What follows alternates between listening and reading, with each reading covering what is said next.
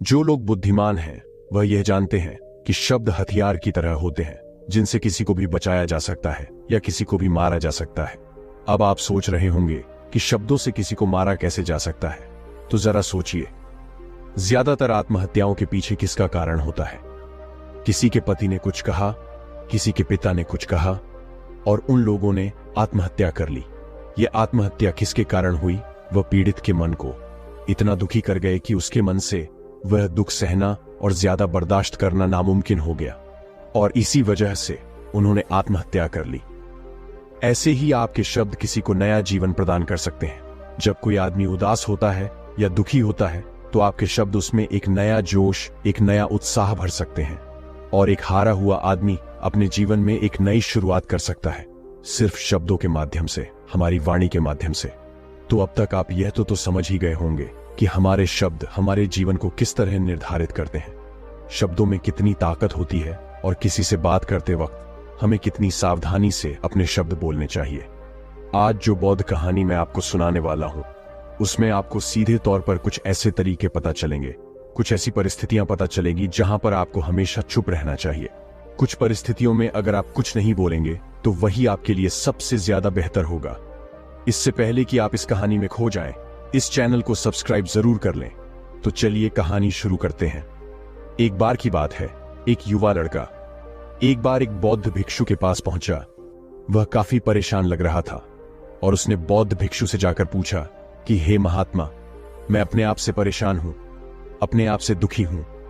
बाहरी रूप से मुझे कोई दुख नहीं है, मैं धन धान्य संपन्न हूं, मुझे कोई शारीरिक रोग भी नहीं है, लेकिन मैं खुद से परेशान रहता हूं, अपने मन से परेशान रहता हूं। अक्सर मेरी बातों को मेरा कोई भी दोस्त गंभीरता से नहीं लेता और ना ही मेरे परिवार के लोग मेरी किसी बात को गंभीरता से लेते हैं। मैं जो कुछ भी सलाह देता हूं, या तो वह उसे मजाक में उड़ा देते हैं या फिर उसे गंभीरता से लेते ही नहीं है। मेरी बातों को कोई गंभीरता से क्यों नहीं लेता है? क्यों मेरी बातों पर कोई अमल नहीं करता? क्यों मेरी बातों में कोई रुचि नहीं दिखाता? क्या कारण है? कृपया मुझे बताने का कष्ट करें और मेरे मन के इस दुख को दूर करें। यह सुनकर बौद्ध भिक्षु ने कहा कि आज सुबह मैं चालित ध्यान करके वापस आ रहा था। रास्ते में कुछ कौवे काव काव कर रहे थे और वहीं पर जब मैं चलता हुआ कुछ दूर आया तो मुझे एक मोर की मधुर आवाज सुनाई दी। यह सुनकर अचानक मेरे मन में ख्याल आया कि कौवे कितना काव काव करते हैं, कितना बोलते रहते हैं, लेकिन कोई भी प्राणी कौवे की आवाज को पसंद नहीं करता। मोर हमेशा सही परिस्थिति के हिसाब से बोलता है। जब भी बारिश होने वाली होती है और बादल गरजते हैं और बारिश होने की आशंका होती है, ऐसे में मोर अपनी मधुर आवाज में गाता है जो सभी को प्रिय होता है, सभी को अच्छा लगता है। ऐसे ही अगर इंसान सही परिस्थिति के हिसाब से सही शब्द बोले, सही वाणी बोले, तो वही वाणी दूसरों के लिए संगीत हो जाती है, संगीत बन जाती है और दूसरे लोग तुमसे सम्मोहित हो जाते हैं और वहीं पर तुम्हें सब लोग गंभीरता से लेने लगते हैं। और दूसरी तरफ अगर तुम यूं ही बेफिजूल ऐसे ही बोलते रहते हो, बिना किसी बात के बोले चले जाते हो, तो फिर तुम्हें कोई गंभीरता से नहीं लेता। तुम उस कौवे की भांति हो जाते हो जिसकी वाणी कोई पसंद नहीं करता और बाद में तुम्हें दुख होता है कि तुम्हें कोई गंभीरता से क्यों नहीं लेता। इसीलिए अपने शब्दों को बेहद बुद्धिमानी के साथ इस्तेमाल करना सीखो। अगर तुम नहीं सीखोगा तो समाज में तुम्हें कोई सम्मान या कोई गंभीरता से नहीं लेगा। यह सुनकर वह युवा लड़का बोला कि हे महात्मा, मैं जानता हूं कि मैं ज्यादा बोलने की बीमारी से ग्रस्त हूं, मुझे इतना नहीं बोलना चाहिए, लेकिन मैं अपने आप पर काबू नहीं रख पाता और ना ही मैं इतना बुद्धिमान हूं कि मैं अपने शब्दों को नाप तोल कर बोल सकूं। मैं तो किसी से बात करते वक्त इतना सोचता भी नहीं कि मुझे अपने शब्द किस तरह इस्तेमाल करने हैं। कृपया करके कुछ ऐसी परिस्थितियां बता दीजिए जहां पर मुझे कम बोलना है या फिर बोलना ही नहीं है, हमेशा चुप रहना है। अगर आप मेरा ऐसे मार्गदर्शन कर सकते हैं तो मेरा जीवन आसान हो जाएगा और मुझे ज्यादा दिमाग या अपनी बुद्धि लगाने की भी जरूरत नहीं पड़ेगी। यह सुनकर बौद्ध भिक्षु ने मुस्कुराते हुए कहा कि बेटा, वैसे तो इंसान को हर परिस्थिति में सोच समझकर ही बोलना चाहिए, लेकिन अगर वह हमेशा होश में नहीं रह पाता है, ध्यान में नहीं रह पाता है, मैं तुम्हारे दैनिक जीवन की कुछ ऐसी परिस्थितियां बता रहा हूं जहां पर हमें हमेशा चुप रहना है। अगर तुम ऐसी जगहों पर कुछ बोलोगे तो तुम्हारा अपमान ही होगा या फिर तुम्हें कोई गंभीरता से नहीं लेगा। सबसे पहली जगह है, या यूं कहे ऐसी परिस्थिति जहां पर इंसान को हमेशा चुप रहना चाहिए वो है जब किसी ऐसे विषय के बारे में बातचीत हो रही हो जिसके बारे में आपको कोई जानकारी ही नहीं है। तो ऐसी परिस्थिति में व्यर्थ में बीच में टान अड़ाना, व्यर्थ का ज्ञान देना आपको कुछ पता नहीं है लेकिन फिर भी आप अपना ज्ञान देने के लिए उत्सुक हैं, तो ऐसी जगह पर आपका अपमान ही होगा। जरा तुम खुद सोचो, जब कोई बीमार आदमी अपनी बीमारी के बारे में चर्चा कर रहा हो और आपको उस बीमारी के बारे में कोई भी ज्ञान नहीं है, लेकिन फिर भी आप व्यर्थ में बेकार में उसे ऐसी ऐसी औषधियां बता रहे हैं जिनका उसकी बीमारी से कोई तालमेल ही नहीं है, तो ऐसे में आप अपनी प्रतिष्ठा अपने हाथों से खो रहे होते हैं और आपको पता ही नहीं होता। ऐसी परिस्थिति में आदमी को हमेशा सुनना चाहिए। ध्यान से सुनना भी एक कला होती है। अगर आप सुनने का दिखावा करेंगे तो कहीं ना कहीं सामने वाले आदमी को यह एहसास हो जाता है कि यह मेरी बात पूरे ध्यान से नहीं सुन रहा है। इसीलिए जब आपको किसी विषय के बारे में पूरी तरह से जानकारी ना हो तो वहां पर केवल अपने कान लगाना ही ज्यादा महत्वपूर्ण होता है, ज्यादा जरूरी होता है। आप उस इंसान की बातें ध्यान से सुन सकते हैं और इसी बीच आप दोनों के बीच एक संबंध पैदा होगा और वह संबंध सच्चा होगा क्योंकि आपने उसके बात को बड़े ही ध्यान से सुना है और इस बात का पता सामने वाले को भी होता है। तो हम बिना कुछ बोले सिर्फ सुनने मात्र से किसी को अपना मित्र बना सकते हैं। इस बात को हमेशा ध्यान में रखना। दूसरी जगह जहां इंसान को हमेशा चुप रहना चाहिए वह है खाना खाते समय। खाना इंसान को हमेशा चुप रहकर खाना चाहिए, मौन रहकर खाना चाहिए। महात्मा बुद्ध और उनके भिक्षु हमेशा चुप रहकर भोजन करते हैं, शांत भाव से भोजन करते हैं, परिपूर्ण होकर भोजन करते हैं, पूरी तरह से करते हैं, एक एक टुकड़े का स्वाद लेकर भोजन करते हैं। और ऐसा भोजन जब आपके शरीर में पहुंचता है तो वह आपके अंग अंग तक ऊर्जा पहुंचाता है। अक्सर हम भोजन करते वक्त कुछ ना कुछ बोलते रहते हैं, कुछ ना कुछ सुनते रहते हैं, लेकिन मौन रहकर पूरा स्वाद लेकर उस भोजन को कभी नहीं करते। हम उस भोजन को करते वक्त आधे अधूरे ही रहते हैं और इसीलिए हमारा शरीर लोगों से ग्रस्त हो जाता है। जरा तुम खुद सोचो, बौद्ध भिक्षु हमेशा भिक्षा लेकर भोजन करता है और भिक्षा भी बिल्कुल मामूली सी, और वह भी एक वक्त का।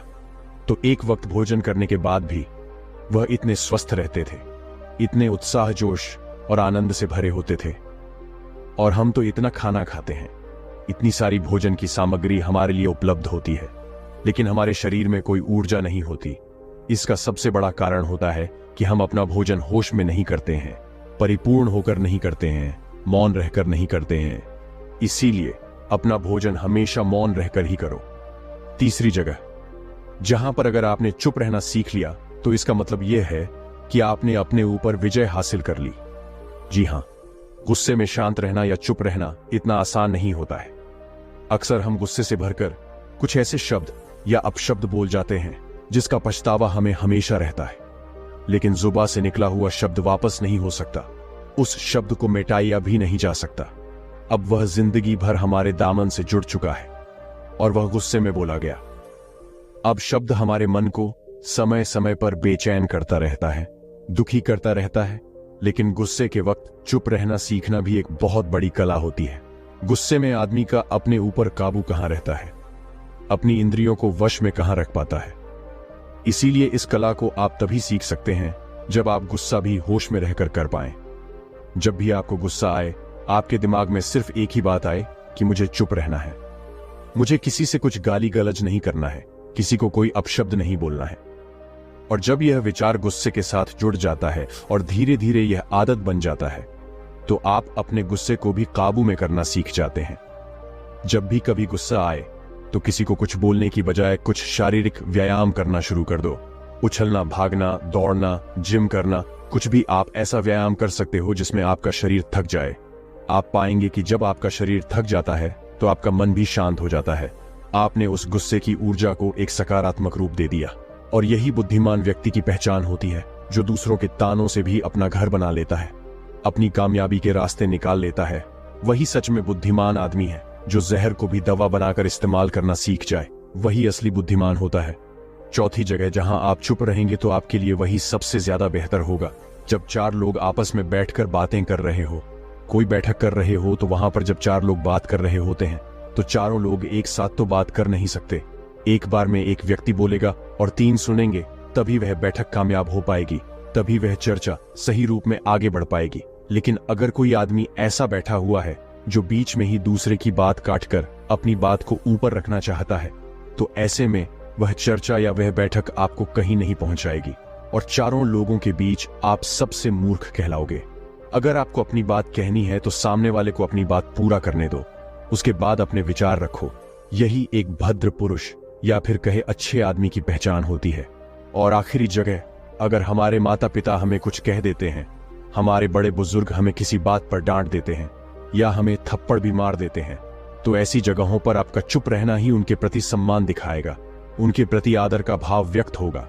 अगर आप उनके सामने उनका विरोध कर देते हैं, उनका प्रतिरोध कर देते हैं, तो वह गुस्सा तो थोड़ी देर बाद शांत हो जाएगा, लेकिन वह कही गई बात, वह विरोध किया हुआ शब्द या फिर कुछ भी उल्टा सीधा हमेशा आपके मन को सताएगा और आपके माता पिता को हमेशा यही लगेगा कि यह हमारी इज्जत नहीं करता, हमारी बात नहीं मानता क्योंकि ये कमाने लग गया है, ये बड़ा बन गया है। ऐसी ऐसी बातें उठेंगी, ऐसे ऐसे तंज कसे जाएंगे। इसीलिए ऐसी जगह पे आप मौन रहिए, चुप रहिए, कुछ मत बोलिए, अपने गुस्से को अपने अंदर ही पी लीजिए, कुछ व्यायाम कर लीजिए, भाग लीजिए, दौड़ लीजिए, आपका मन अपने आप शांत हो जाएगा। आखिर में बौद्ध भिक्षु ने अपनी बात को खत्म करते हुए कहा कि कम शब्दों में अपनी भावनाओं को उतारना सीखो। शब्द हथियार की तरह होते हैं। बोलो तो होश में बोलो, ध्यान में बोलो। जीवन शैली ऐसी बना लो कि आप जब भी बोलो पूरे होश में रहकर बोलो, पूरे आनंद के साथ बोलो, पूरे प्रेम के साथ बोलो। ऐसी वाणी बोलो जो दूसरे के दिल को ठंडक पहुंचाती हो, दूसरे के मन को भी शांत कर देती हो, और वह तभी संभव है जब आप प्रतिपल होश में रहकर बोलेंगे। इसके बाद वह युवा लड़का बौद्ध भिक्षु के सामने नतमस्तक हो गया और उनको प्रणाम करते हुए अपने घर वापस लौट गया।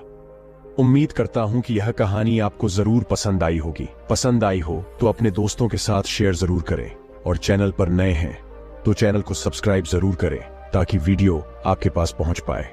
धन्यवाद। अगर आपके दिमाग में कोई परेशानी है या अचानक कोई बात आ रही है कि इससे मेरी परेशानी दूर हो सकती है, तो तुरंत इसकी जांच करें, क्योंकि अगर आपके दिमाग में वह बात है तो इसके पीछे ईश्वरीय शक्तियां हैं जो आपकी सहायता कर रही हैं ताकि आप समस्या के समाधान तक जल्दी पहुंच सकें। मन में सबसे पहले समाधान का जो विचार आ रहा है उसे तुरंत लिया जा सके। ऐसा करने से आपका अच्छा समय जल्दी शुरू हो जाए। सन्यासी की बातें सुनकर उस व्यक्ति ने उन्हें धन्यवाद दिया और कहा कि अगर तुम मेरे जीवन की रक्षा नहीं करोगे तो मैं आज जीवित नहीं रहूंगा। मैं वादा करता हूं कि आज के जीवन में कोई भी परेशानी आएगी तो मैं उनका सामना करने के साथ ही इन महान मित्रों का स्वागत करूंगा। किसी जानवर को देखकर उस पर अत्याचार नहीं होगा। इस प्रकार सन्यासी ने उस व्यक्ति को जीवन की नई राह दिखाई। तो दोस्तों, बढ़ते हैं दूसरा कहानी की तरफ। गाय को कभी परेशान नहीं करना चाहिए, बल्कि उन्हें ईश्वर का संदेश वाहक मानकर सदैव उनके स्वागत करना चाहिए। स्वप्न में पितरों के दर्शन होना, यदि कभी भी स्वप्न में पूर्वजों के दर्शन हो तो इसे अच्छा संकेत मानना चाहिए। हमारे पूर्वज भले ही हमसे दूर होते हैं, किंतु किसी न किसी प्रकार से वह हमसे जुड़े होते हैं। उनका स्वप्न में आना अच्छे समय आने का संकेत होता है। वह हमें आने वाले अच्छे समय के लिए संदेश देने आते हैं। इसलिए जब कभी सपने में पूर्वजों के दर्शन हो तो इसे बुरा नहीं मानना चाहिए, बल्कि उसे अच्छा मानते हुए मन को प्रसन्न रखना चाहिए। अपने पूर्वजों के प्रति सदैव नतमस्तक रहना चाहिए और प्रतिदिन उन्हें ईश्वर मानकर प्रणाम अवश्य करना चाहिए। पूजा करते आंखों में आंसू आना आमतौर पर पूजा पाठ नित्य कर्म होते हैं। यह प्रतिदिन करना चाहिए, किंतु कोई व्यक्ति भक्ति भाव में इतना अधिक हो जाते हैं कि पूजा करते समय उनकी आंखों से आंसू आने लग जाते हैं।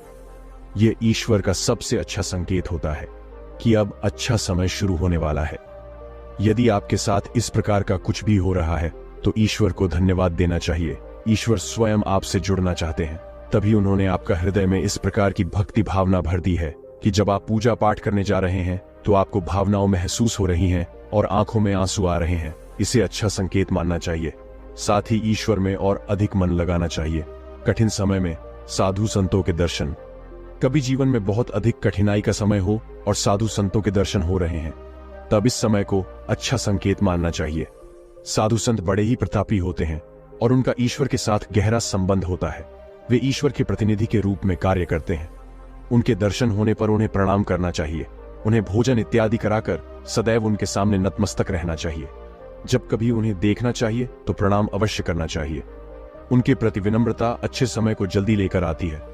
कठिन समय सदैव नहीं रहता है। और साधु संतों के दर्शन तो कठिन समय को दूर करने में सहायता करते हैं।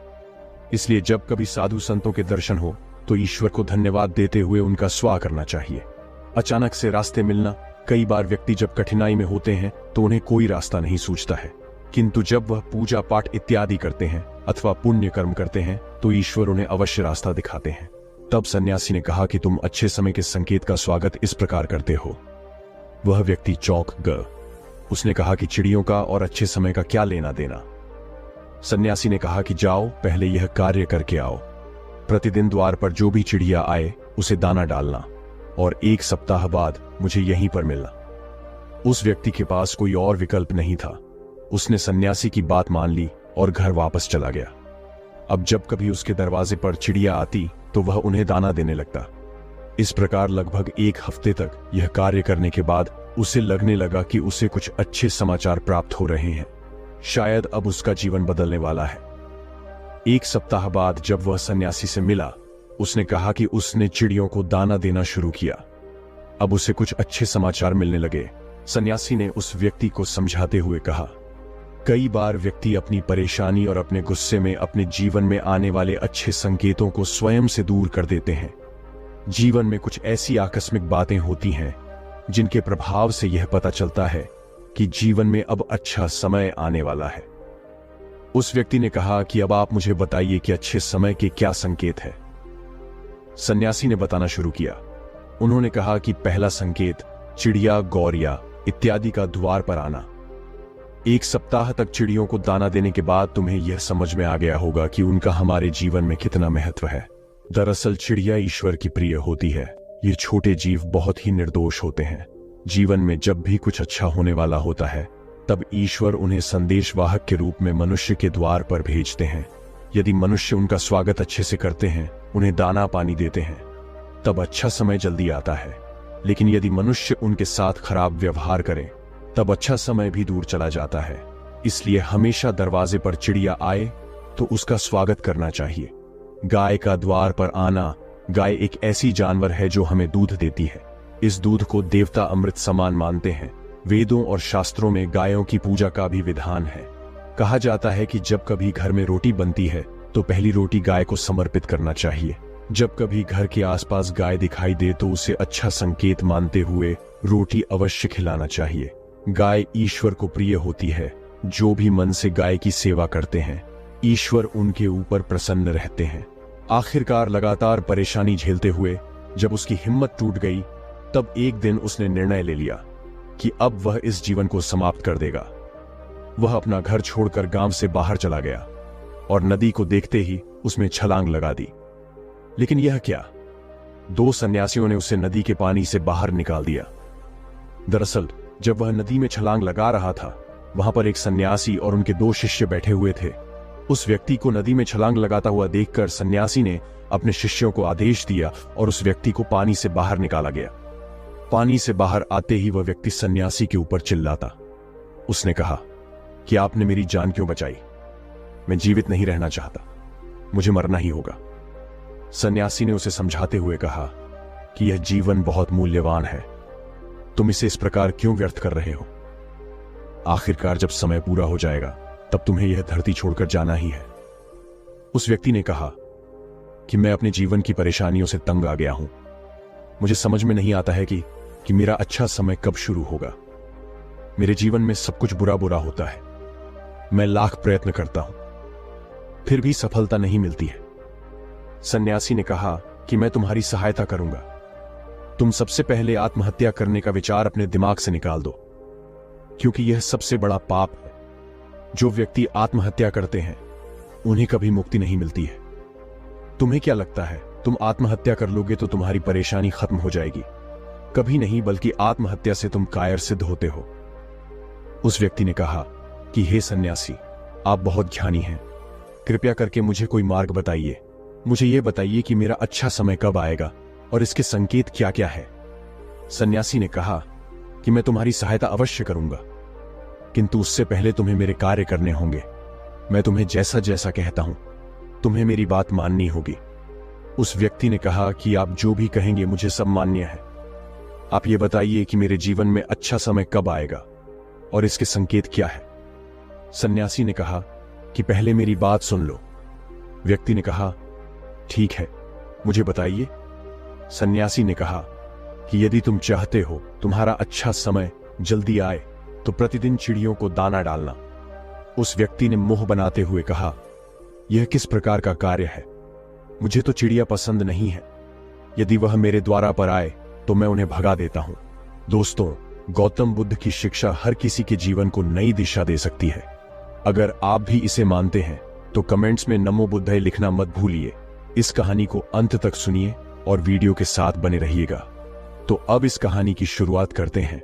बहुत समय पहले की बात है। एक गांव में एक गरीब आदमी रहता था। वह आदमी अपने जीवन के दुखों से बहुत अधिक परेशान रहता था। जब कभी वह कोई काम करने जाता तो वह काम सफल होते होते रह जाता था। आखिरी क्षणों में असफलता ही उसके हाथ लगती थी। कभी वह स्वास्थ्य को लेकर परेशानी में रहता था तो कभी उसके परिवार में अकाल मृत्यु हो जाती थी। वह अपने जीवन के दुखों से तंग आ चुका था। एक दिन की बात है, वह अपने घर के दरवाजे पर बैठा बैठा सोच रहा था। तभी उसके दरवाजे पर चिड़ियों का झुंड आया। वह पहले से ही परेशान था। चिड़ियों को देखकर वह उन्हें भगाना शुरू कर दिया। सभी चिड़िया उसके दरवाजे से दूर हो गई। उस व्यक्ति की यह विशेष आदत थी, जब भी वह किसी जानवर को अपने घर के आसपास देखता था तब उसे मारने और भगाने लगता था। साधु संतों को देखकर वह कभी उन्हें प्रणाम नहीं करता था, बल्कि मुंह फेर कर वहां से चला जाता था। जय हिंद दोस्तों, मनुष्य का जीवन सदैव प्रसन्नता से भरा रहे ऐसा आवश्यक नहीं है। सुख और दुख एक ही सिक्के के दो पहलू हैं। यदि मनुष्य के जीवन में दुख और बुरा समय नहीं होगा तब वह अच्छे समय के महत्व को कभी नहीं समझ पाएगा। कई व्यक्ति ऐसे होते हैं, जब उनके जीवन में समस्याएं आती हैं तब वह बार बार यही कहते हैं कि आखिर अच्छा समय कब, किंतु अच्छा समय भाग्य पर निर्भर करता है। साथ ही हमारे कर्म भी अच्छे समय को हम तक पहुंचने में सहयोग करते हैं। मनुष्य के जीवन में होने वाली घटनाओं को ईश्वर तरह तरह से संकेत देकर उसे बताने का प्रयास करते हैं। जब मनुष्य का अच्छा समय आने वाला होता है तब ईश्वर उसे विभिन्न प्रकार से संकेत देकर बताने का प्रयास करते हैं कि तुम्हारा आज समय जल्द आएगा, थोड़ा धीरज रखो। ऐसे में जानकारी के अभाव में व्यक्ति उन संकेतों का गलत अर्थ निकाल लेते हैं या फिर उनका स्वागत नहीं करते। इस प्रकार जब परेशानियां उनका पीछा नहीं छोड़ती हैं तब वह निराश हो जाते हैं। आज हम आपको इस वीडियो में बताने वाले हैं कि अच्छे समय आने की क्या संकेत होते हैं और किस प्रकार से इन संकेतों का स्वागत करना चाहिए।